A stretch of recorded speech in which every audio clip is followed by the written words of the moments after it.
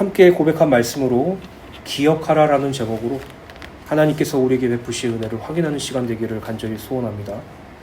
우리가 이전에 디모데후서 2장 4절부터 7절의 말씀을 함께 살펴보았죠. 그 말씀은 충성된 복음 사역자가 갖춰야 할 영적인 기본 자세에 대해서 말씀을 나누었어요. 그것을 세 가지 비유를 들어서 함께 말씀을 나누었는데, 그 비유 중 첫 번째가 그리스도 예수의 좋은 병사, 두 번째로 경기하는 자, 세 번째로 수고하는 농부에 대한 비유를 계속해서 곰곰이 생각하고 검토하라라고 말씀드렸어요. 그렇게 될 때 주님께서 범사에 총명을 주실 것이라고 기록되어 있죠. 여기서 그리스도 예수의 좋은 병사라는 것은 이 땅에서 세상의 것을 취하고 세상의 것을 정복하는 자가 아니라 세상을 지배하고 영적으로 죽어있는 이 영적인 세계와 싸움을 할 것을 말하고 있고, 무엇보다도 자기의 사생활에 얽매여서 사는 존재가 아니라 우리를 부르신 하나님을 위하여 하나님을 기쁘시게 하는 삶을 살아야 될 것이 바로 그리스도 예수의 좋은 병사로서 하나님의 자녀로서 사는 것이라고 말씀드렸죠. 그리고 경기하는 자란 우리가 이 땅에서 하나님을 위하여 사는 존재고 하나님의 일을 위하여 사는 존재인데, 이 하나님의 일을 자기의 생각과 기준대로 하는 자가 아니라 하나님의 방법대로 하는 자라는 것을 날마다 기억하여서 이 땅에서 날마다 하나님의 방법을 구하고 그 하나님의 방법대로 하나님의 일을 하는 것이 바로 경기하는 자라고 말씀드렸어요. 마지막으로 수고하는 농부라는 것은, 농부란 열매를 목적으로 삼는 존재이기 때문에 그 열매의 모든 것을 거는 존재이기 때문에 하나님께서 우리의 구원을 완성하실 것이라는 그 구원의 열매와 이 땅에서 그리스도 예수의 복음을 증거하는 전도와 선교의 열매를 우리가 우리 힘으로가 아니라 하나님이 하실 것을 기도하면서 수고와 열심과 애써야 된다는 사실을 말씀을 나누었어요. 결국 이 세 가지 비유를 날마다 항상 곰곰이 생각할 때 우리는 주님께서 주시는 총명으로 그리스도 예수의 좋은 병사로, 경기하는 자로, 수고하는 농부로서 삶을 살게 될 것이라고 말씀을 드렸죠. 사랑하는 주은혜교회 성도 여러분, 오늘 이 시간 저와 여러분들이 날마다 이 말씀들을 생각하고 주님의 주신 총명으로 말미암아 은혜를 베푸시기를 간절히 소원합니다.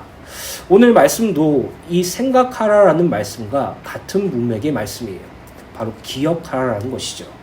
생각하라라는 것과 기억하라라는 것은 같은 의미예요. 그렇다면 본문 말씀에 무엇을 기억하라라고 말하고 있습니까? 예수 그리스도를 기억하라라고 말씀하고 있죠.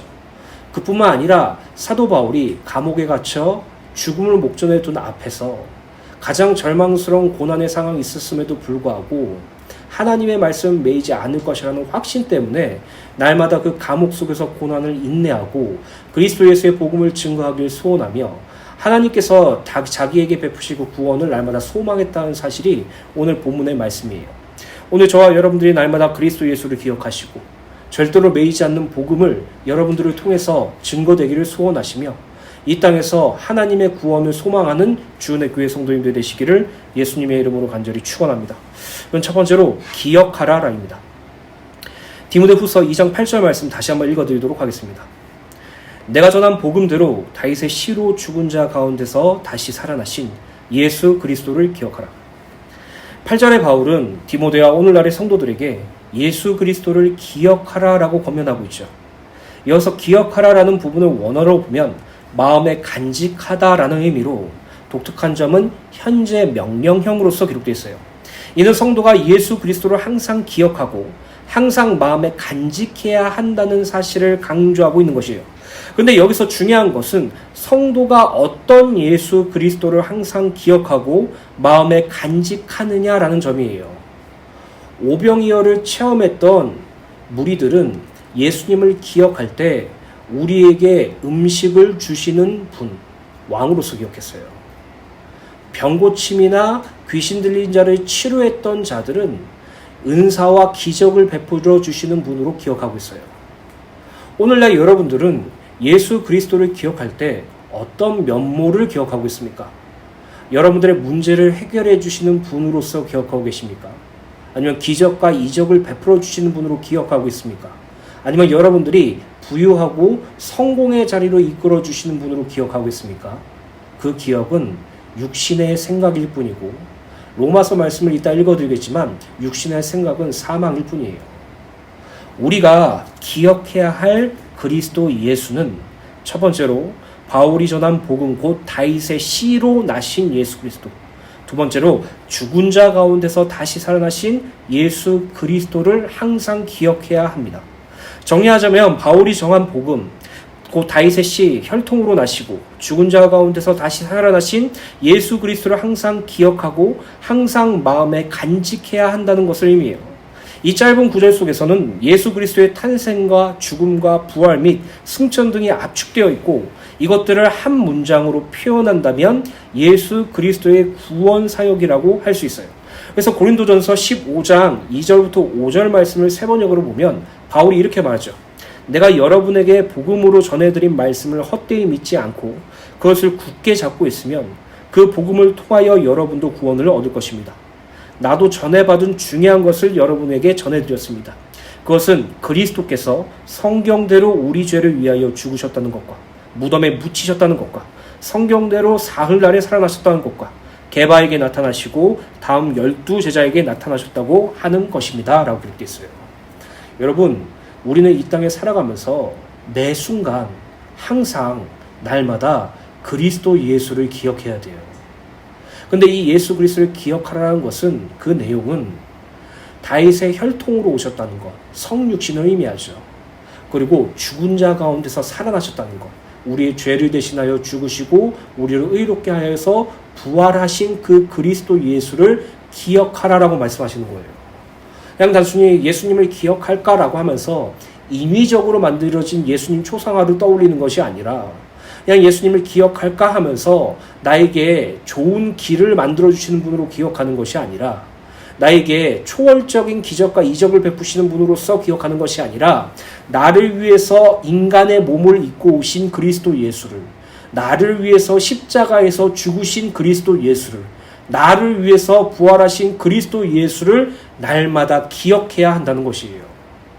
로마서 8장 6절에 보면 육신의 생각은 사망이요 영의 생각은 생명과 평안이니라 라고 기록되어 있어요. 이번 주에 여러 가지 문제들과 어려움 때문에 제 생각은 늘 육신의 것에 매여 있더라고요. 육신의 것들을 생각하고 기억하는 것이 계속 되풀이 되다 보니까 점점 내 삶과 내 생각은 사망으로 치닫는 것을 경험을 하게 되었습니다. 이처럼 구원받은 성도가 육신의 것들만 생각하고 기억한다면, 거기에 매몰된다면, 거기에 감정적으로 들어간다면 우리는 이상하게 하나님을 원망하는 자리로 갈 수밖에 없고, 우리는 그 문제와 어려움을 해결하려고 부단히 노력하는 자리로 갈 수밖에 없고, 거기에 극단적인 상황을 예상하며 두려워하고 힘들 때가 많죠. 그러나 구원받은 성도는 이러한 육신의 것들을 생각하고 기억하는 존재가 아니라 그리스도 예수를 기억하고 생각해야 된다고 성경은 분명히 제시하고 있죠. 육신의 생각은 사망이 맞아요. 그러나 영의 생각은 뭐라고요? 생명과 평안이에요. 육신의 생각은요, 하나님과 원수가 되고 하나님의 법에 굴복하지 아니할 뿐 아니라 할 수도 없다라고 로마서 8장 7절에 기록되어 있어요. 또 8절에 보면 육신에 있는 자들은 하나님을 기쁘시게 할 수 없다라고 말하고 있어요. 결국 구원받은 성도가 사단의 유혹에 빠져 육신의 것을 기억하고 생각하고 거기에 매몰된 채 자기 문제와 자기 어려움과 또는 자기 발전과 자기 성공을 위해서 살아가면 살아갈수록 우리는 하나님과 원수되는 삶을 살아가는 것이고, 하나님의 법, 하나님의 말씀에 순종하지 못하는 것은 자명한 것이죠. 그러나 구원받은 성도들은 날마다 그리스도 예수를 기억할 것을 바울은 권면하고 있어요. 이것은 구원받은 성도들이 마땅히 가져야 될 기억이고 생각이라는 것을 알게 되죠. 그래서 여러분, 제가 일주일 동안 어떻게 하면 예수님을 생각하고 기억할 수 있을까라고 고민하면서 기도했는 것 중에서 가장 큰 응답을 받은 게 무엇이냐면 말씀을 읽는 것이었어요. 성경을 묵상하는 것이었어요. 짧은 시간 동안 요한복음 16장, 17장, 18장, 19장을 읽고 누가복음 22장서부터 24장까지 말씀을 묵상하면서 그리스도께서 나를 위해서 십자가 지신 그것이 얼마나 크고 놀라운 건지, 인간이라는 존재가 얼마나 연약하고 주님을 부인하기 쉬울 정도로 그런 존재인지 철저하게 깨닫게 되며 나를 구원하신 그리스도 예수로 말미암아 감사하고 기뻐할 수 있게 됐어요. 여러분, 이 땅에 살아가면서 하나님의 말씀이 성경을 묵상하시면서 그리스도를 기억하세요. 그리스도를 생각하세요. 다윗의 혈통으로 우리를 위해서 이 땅에 오신 그리스도를 기억하시고 우리를 위하여 십자가에 죽으시고 부활하신 그리스도 예수를 매 순간 항상 기억하게 되기를, 그것이 여러분들의 기도 제목이 되기를, 그것을 위하여 말씀을 묵상하게 되기를 간절히 소원하며 제가 기도드리도록 하겠습니다. 8절에 바울은 예수 그리스도를 다윗의 씨로 나신 분과 죽은 자 가운데서 다시 살아나신 분으로 소개하고 있는데, 이 짧은 구절 속에 예수 그리스도의 탄생과 죽음, 부활 및 승천이 압축되어 있죠. 먼저 다윗의 씨로 나신 예수 그리스도에 대하여 살펴봅시다. 여기서 다윗의 씨라는 표현은 예수 그리스도의 인성을 나타내요. 인성이라는 것은 완전하신 하나님이 완전하신 사람이 되셨다라는 것이죠. 결국 예수님은 완전하신 하나님이시고 완전하신 사람이라는 사실을 드러내고 있어요. 이사야서 11장 10절에 보면 메시아에 대한 언약에 대해서 나와 있는데, 그날에 이새의 뿌리에 한 싹이 나서 만민의 기치로 설 것이요 열방이 그에게 돌아오리니 그가 거한 곳이 영화로우리라 라고 기록되어 있어요. 여기서 이새의 싹, 이새의 아들이 누구입니까? 다윗이죠. 이는 그리스도께서 이새의 아들 다윗의 계보에 있는 존재라는 사실을 드러내죠.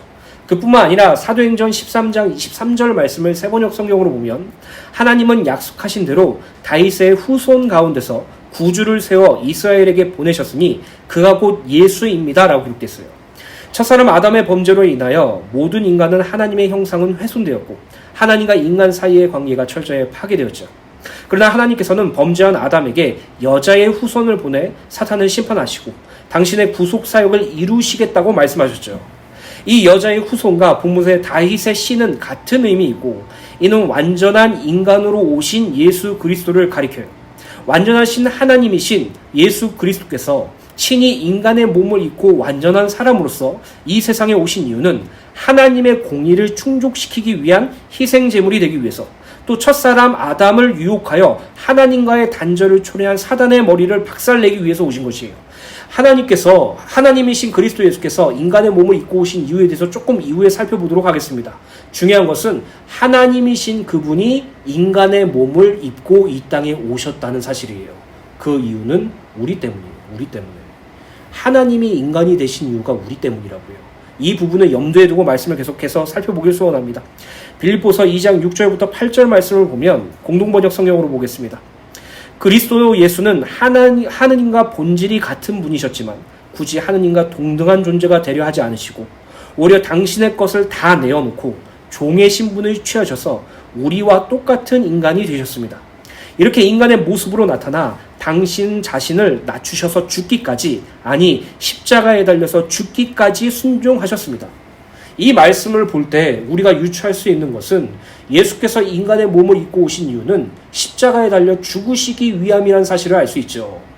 하나님이신 그분께서 굳이 인간의 몸을 입고 이 땅에 오신 이유는 이 땅에 번영과 풍요를 주시기 위해서도 아니고 이스라엘을 강대국으로 만들어서 강력한 통치를 이루시기 위한 것이 아니라 십자가 고난으로 말미암아 철저하게 지배당하시고 그로 말미암아 죽으시기 위해서 이 땅에 오셨다는 사실을 알 수 있어요. 바울은 예수 그리스도를 죽은 자 가운데서 다시 살아나신 분이라고 소개하고 있죠. 이는 하나님의 복음의 핵심적인 내용이에요. 그렇다면 예수 그리스도의 죽음은 무엇을 의미합니까? 그것은 바로 인간의 죄 사함을 위한 죽음이에요. 완전한 하나님이시고 완전한 사람이신 예수께서는 죄가 없으시나 우리의 죄를 사하시기 위해 우리를 대신하여 죄를 짊어지시고 죽으심으로 그 죄의 대가를 치르셨죠. 예수 그리스도께서 우리의 죄를 대신하여 십자가에 달려 죽으심으로 하나님의 공의를 충족시킨 것이에요. 결국 앞서 말씀드렸던 예수께서 하나님과 본질이 같으신 그분께서 이 땅에 몸을 입고 이 세상에 오신 이유는 우리의 죄를 해결해 주시기 위해서, 인간이 절대로 해결할 수 없고 인간이 절대로 스스로 벗어날 수 없는 죄와 사망을 당신 몸에 스스로 지시고 십자가에 달려 죽으심으로 말미암아 우리의 죄를 소멸하시고 우리를 얽매였던 죽음을 승리하셨기 때문에 우리가 이 땅에서 그리스도 예수를 믿음으로 말미암아 죄 사함의 구원을 얻을 수 있기 때문에 예수께서 이 땅에 육신의 옷을 입고 오신 것이에요. 여러분, 예수님의 성육신은요, 그 단어 자체로 우리에게 있어서 기쁨이에요. 저는 예전에도 한번 이 말씀을 드렸죠. 지금도 확신 있게 말씀드릴 수 있어요. 이 세상에 지금 77억 정도 되나요? 77억 인구가 아니라 이 지구에 나 한 명만 있다고 하더라도 예수께서는 나를 위해서 이 땅에 오셨어요. 그리고 나를 위해서 십자가에 죽으셨을 거예요. 나를 위해서 부활하셨을 거예요. 이 세상에 내가 없다면 예수님은 이 땅에 오실 수 없었을 거예요. 그 이유는 무엇입니까? 나를 구원하시기 위해서 이 땅에 오셨으니까. 여러분들을 구원하시기 위해서 2000년 전에 성육신하시고 여러분들을 구원하시기 위해서 십자가에 달려 죽으셨으며 여러분들을 구원하시기 위해서 부활하셨어요. 이 예수를 2000년이 지난 우리들이 그리스도로 믿고 구원자로 시인하고 고백함으로 말미암아 우리는 하나님과의 올바른 관계가 형성되었고 하나님의 형상이 회복되었죠. 예수께서 이 땅에 오셨다는 사실과 우리를 위해서 죽으셨다는 사실을 날마다 기억하시길 예수님의 이름으로 간절히 소원합니다. 여기서 더욱 중요한 것은 죽으신 예수 그리스도께서 부활하셨다는 사실이죠. 만약 예수께서 죽으시고 부활하지 않으셨다면 우리 죄사함의 보증이 되실 수 없었을 것이에요. 그 이유는 예수께서 죽음 아래 머물러 있다는 것은 죄의 문제를 온전히 해결하지 못했음을 의미하기 때문이에요.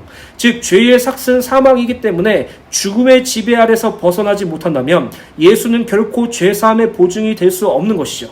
그러나 예수께서는 장사된 지 사흘 만에 부활하셨습니다. 예수 그리스도는 완전한 하나님이시기에 죽음이 그를 더 이상 가질 수 없었던 것이죠. 정리하자면 예수 그리스도의 죽음과 부활은 죄사함과 죽음을 정복하시고 승리하셨다는 것을 만천하에 드러내신 것이고 이것이야말로 우리의 죄사함에 대한 보증이 되는 것이에요. 그래서 고린도전서 15장 말씀을 보면 부활에 대한 말씀이 기록되어 있죠. 그러면서 바울이 이렇게 선언해요. 사망아 네가 쏘는 것이 무엇이냐? 네가 쏘는 것은 죄요 율법이라 라고 말하고 있어요.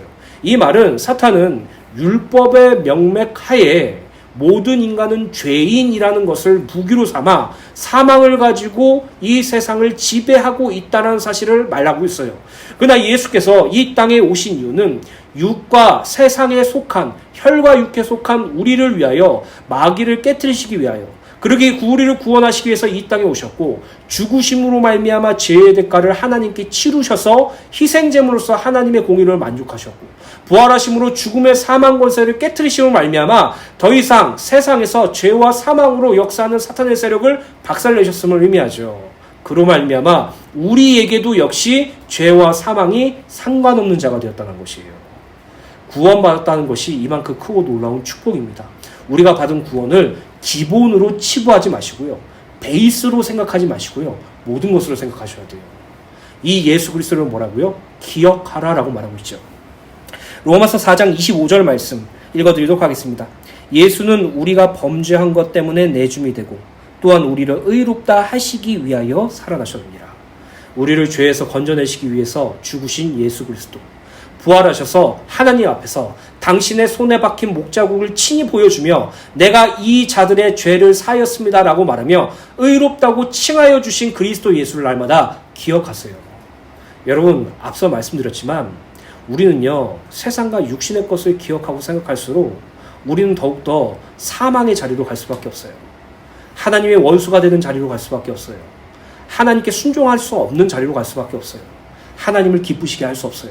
그러나 성경은 분명히 구원받은 성도들은 우리를 위해서 이 땅에 오신 완전한 하나님이시고 완전한 사람이신 그리스도 예수를 기억할 것을 말하고 있고 우리를 위해 죄를 대신하여 십자가에 죽으사 우리의 죄를 용서해 주시고 부활하셔서 우리를 얽매였던 사망의 권세를 깨뜨리신 그리스도 예수를 기억하라라고 말하고 있어요.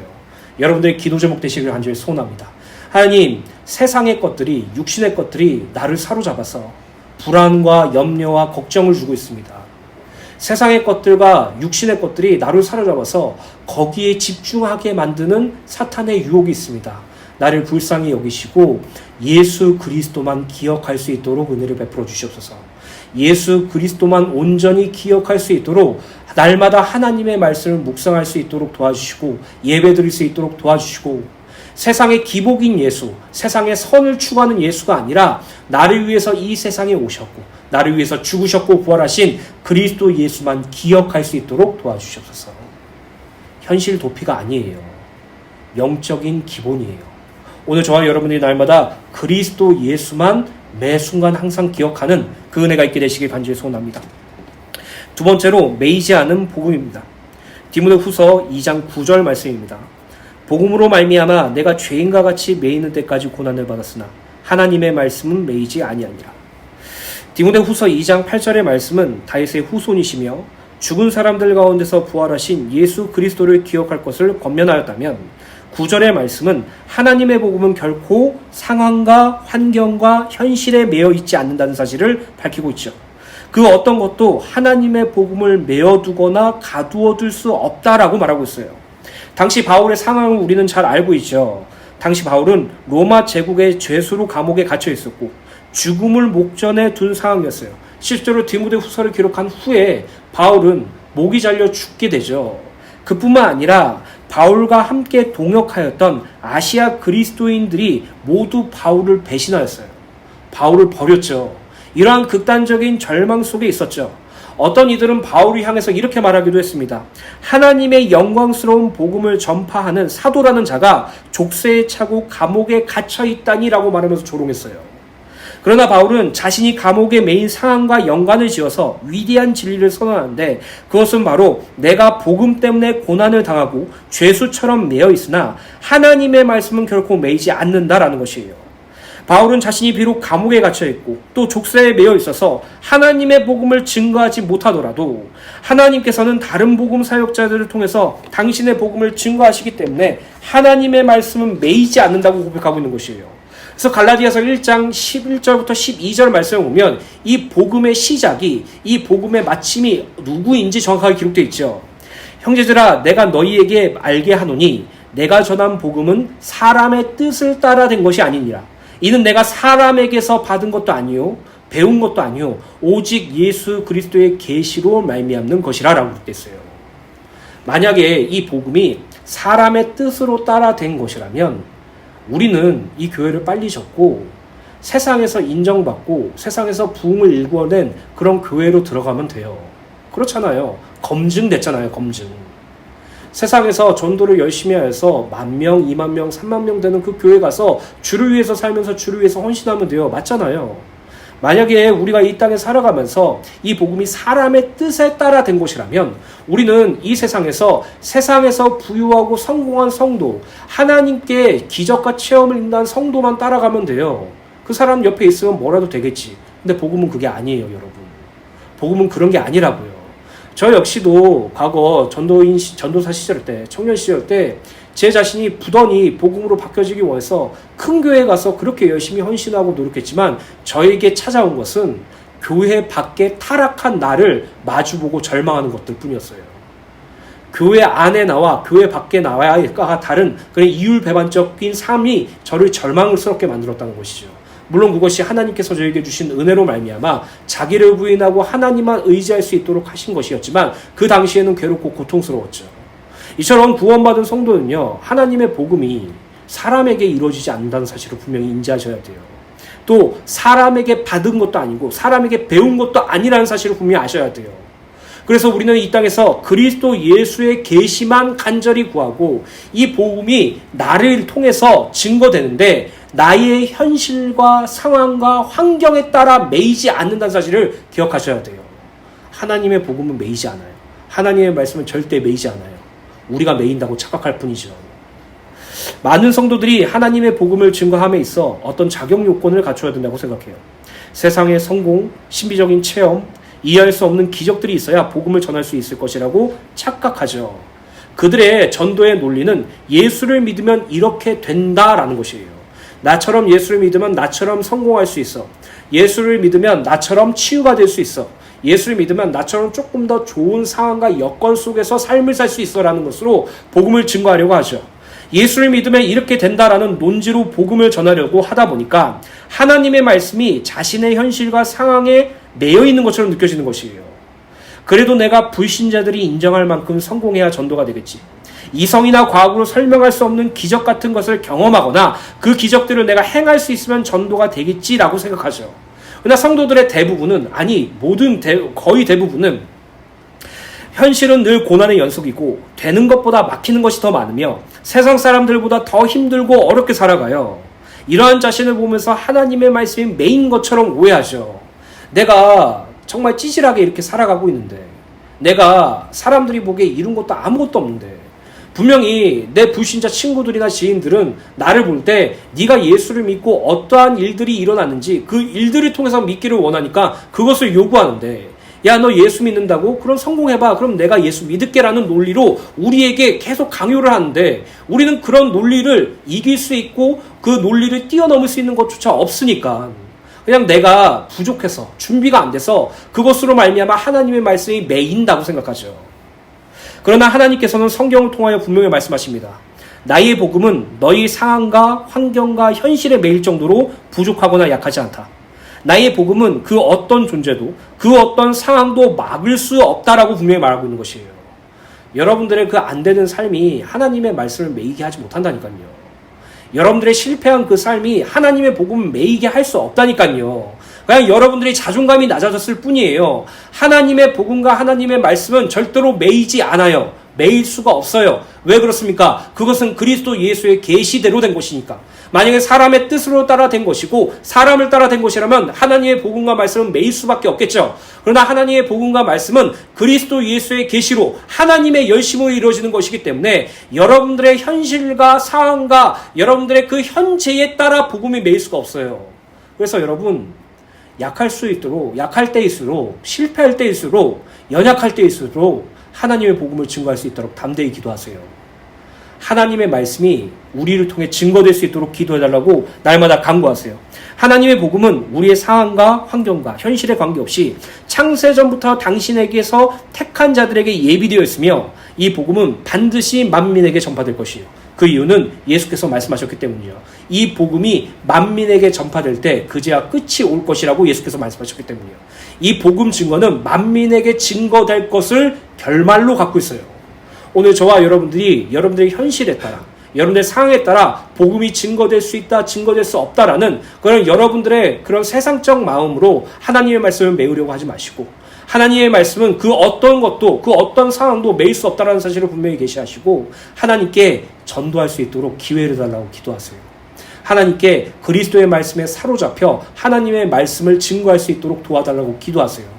여러분들이 가지고 있는 여러분들의 지인과 친척들과 가족들에게 그리스도의 복음으로 말미암아 구원을 얻을 수 있도록 절대로 매이지 않고 활성화되며 반드시 확산되는 그 말씀이 우리 지인들과 가족들과 친척들에게 되도록 기도하는 저와 여러분들 되시기를 예수님의 이름으로 간절히 축원합니다.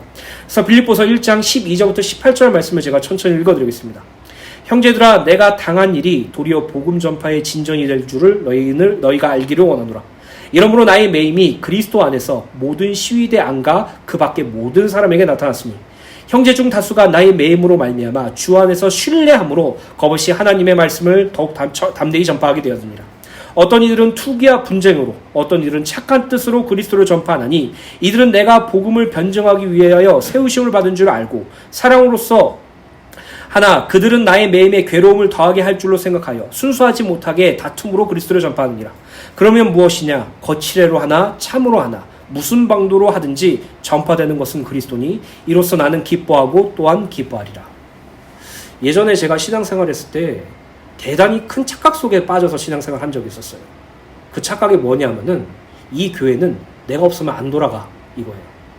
내가 이 교회의 중추적인 역할을 맡고 있고 내가 이 교회에 좀 중요한 사역을 맡고 있고 그 교회에 속한 성도들이 나를 존중해주고 나를 목회자로 봐줄 때 저는 너무나도 당연하게 이 교회는 나 없으면 안 돌아가라는 그 관념 속에서 교만한 삶을 살았죠. 아니에요, 여러분. 이 주은혜 교회는 제가 없어도 잘 돌아갈 거예요. 여러분들이 없어도 잘 돌아갈 거예요.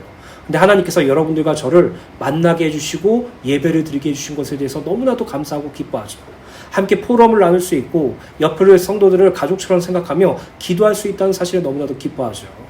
근데 구원받은 성도들이 세상에서 현실에서 교회 안으로 생각을 도피해버려서 이 교회 안에서 자기가 쓸모있는 존재가 되고 싶어서 그것을 동력 삼아서 자기 인본주의로 그것을 동기로 삼아서 하시는 분들이 많아요. 하나님께서 그건 다 깨트려 보실 거예요. 그 이유는 하나님의 자녀는 자기를 위하여 또는 자기가 세운 것으로 사는 존재가 아님을 알기 때문이에요. 교회에 하나님께서 세우십니다. 하나님의 말씀은 매이지 않습니다.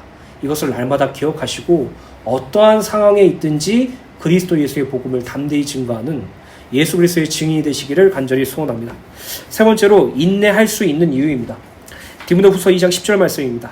그러므로 내가 택한 받은 자들을 위하여 모든 것을 참음은 그들도 그리스도 예수 안에 있는 구원을 영원한 영광과 함께 받게 하려 함이라. 9절의 바울은 비록 자신이 복음 때문에 고난을 당하고 죄수처럼 매여 있지만 하나님의 말씀은 결코 매여 있지 않을 것을 선언하면서 10절에 자신이 감옥에 갇힌 이 고난 속에서 인내할 수 있는 이유에 대해서 말씀하고 있는데요. 그것은 첫 번째로 세상에는 아직도 하나님께 택함 받은 자들이 있기 때문이고, 두 번째로는 그 택함 받은 자들과 함께 그리스도 예수 안에 있는 영원한 구원의 영광을 얻기 위해서라고 볼게요. 결국 바울은 그 토굴에서 족쇄를 차고 감옥에 갇혀 죽을 날만 얼마 안 남은 상태에서, 심지어 그와 같이 동행했던 아시아 그리스도인들이 다 그를 버렸음에도 불구하고 가장 극단적이고 혹독한 절망 속에서도 내가 인내할 수 있는 이유는 하나님께서 택함 받은 자들을 아직 있기 때문이고, 그들과 함께 구원의 영원한 영광에 이를 것이라고 말하고 있는 것이죠. 이는 구원받은 성도가 고난 중에 마땅히 가져야 될 마음이라고 말씀드릴 수 있습니다. 바울은 먼저 하나님께 택함 받은 자들에 대하여 살펴봅시다. 이는 아직 믿음을 갖고 있지 않지만, 아직 구원을 받지 못했지만 하나님의 택하심을 받은 자들이라는 의미를 지녀요. 즉 바울은 하나님께 택함을 받았지만 아직 믿지 않고 있는 이들의 구원을 위해서 죄인과 같이 매이는 고난까지도 인내하고 있다고 고백하는 것이에요. 그의 삶은 빨리 죽는 것이 나았을 것이에요. 그의 삶은 포기하는 것이 더 빨랐을 것이에요. 그럼에도 불구하고 바울이 인내할 수 있었던 이유는 이 세상에 하나님께서 택하신 자들, 그리스도를 믿어 구원받을 자들이 반드시 있을 것이고, 그들을 하나님의 은혜로 말미암아 복음을 증거하는 그리스도의 사신으로서 내가 삶을 살고 있다는 사실을 알고 있으니까 그의 생의 목적과 생명의 보존의 이유가 바로 그리스도 예수의 복음을 증거하는 것이라고 말하고 있죠. 이 인내는 예수 그리스도께서 먼저 경험하신 인내로, 예수 그리스도께서 십자가의 고난을 인내하신 이유에 대해서 살펴볼 수 있죠. 예수께서 십자가의 고난을 인내하신 이유는 그 십자가의 고난과 죽음을 통하여 하나님께서 택하신 백성들이 구원받을 것을 아셨기 때문이에요. 그것을 예수께서는 기쁨으로 여기셨죠. 이와 같이 성도가 고난 속에서 인내할 수 있는 이유는 이 세상에서 예수 그리스도의 복음으로 구원 얻을 자가 분명히 있기 때문이고, 더욱 중요한 것은 예수 그리스도께서 우리를 복음을 증거하는 그리스도의 사신으로서 이 세상에 보내셨다는 사실을 알고 있기 때문이에요.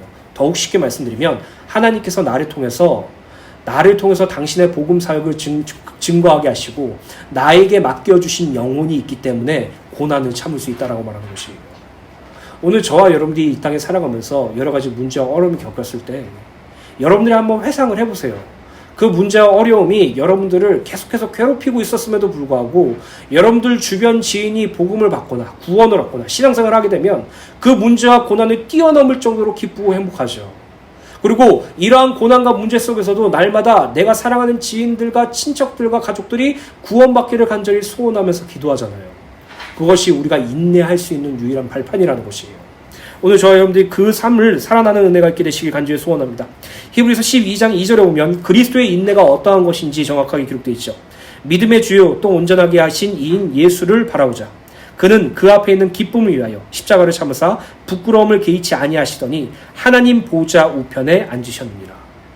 예수께서 십자가를 참으신 이유, 오히려 그 십자가를 기쁘게 감당하신 이유는 그 앞에 있는 기쁨 때문이었어요.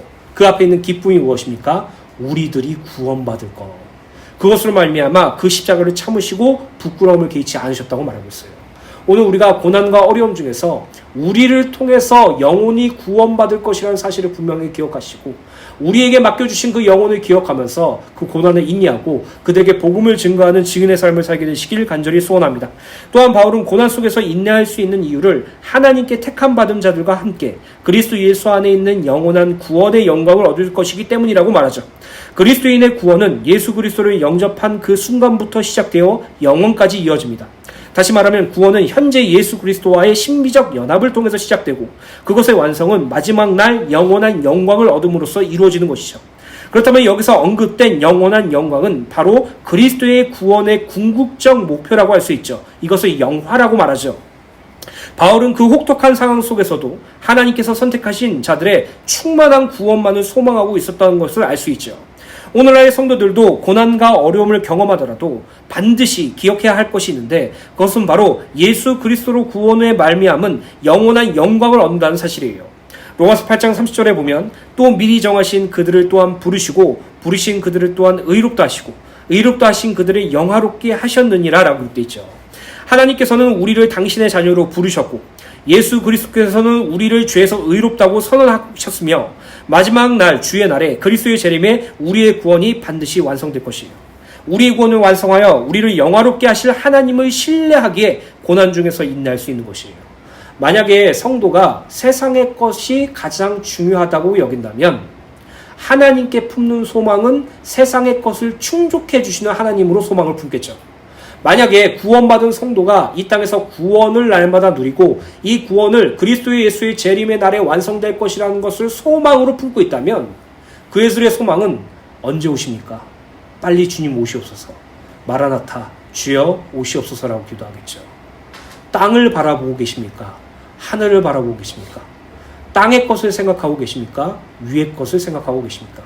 저는 확신 있게 말하는데 땅의 것을 바라보고 생각하는 성도는 고난과 문제 속에 하나님을 원망하고 주저앉아 버리지만 하늘의 것을 기억하고 생각하는 성도들이 고난과 문제를 닥쳤을 때 하나님께 의지하고 하나님께 부르짖고 하나님의 구원을 소망하는 자가 된다는 사실을 저는 확신 있게 말씀드릴 수 있어요. 날마다 위의 것을 생각하고 기억하며 그리스도 예수를 기억하며 하나님의 말씀이 매이지 않는 사실을 증명하고 이 땅에서 온전히 고난을 인내하고 참는 우리 주은혜 교회 성도님들 되시길 간절히 소원합니다. 디모데후서 4장 17절 18절 말씀은 이전에도 말씀드렸지만 바울이 자신의 그 혹독한 고난 중에서도 그 고난 속에서 인내하고 참고 주님을 바라볼 수 있는 이유라고 말씀드렸죠. 디모데후서 4장 17절 18절 말씀, 이 말씀을 여러분들 심령에 새기시길 부탁드립니다.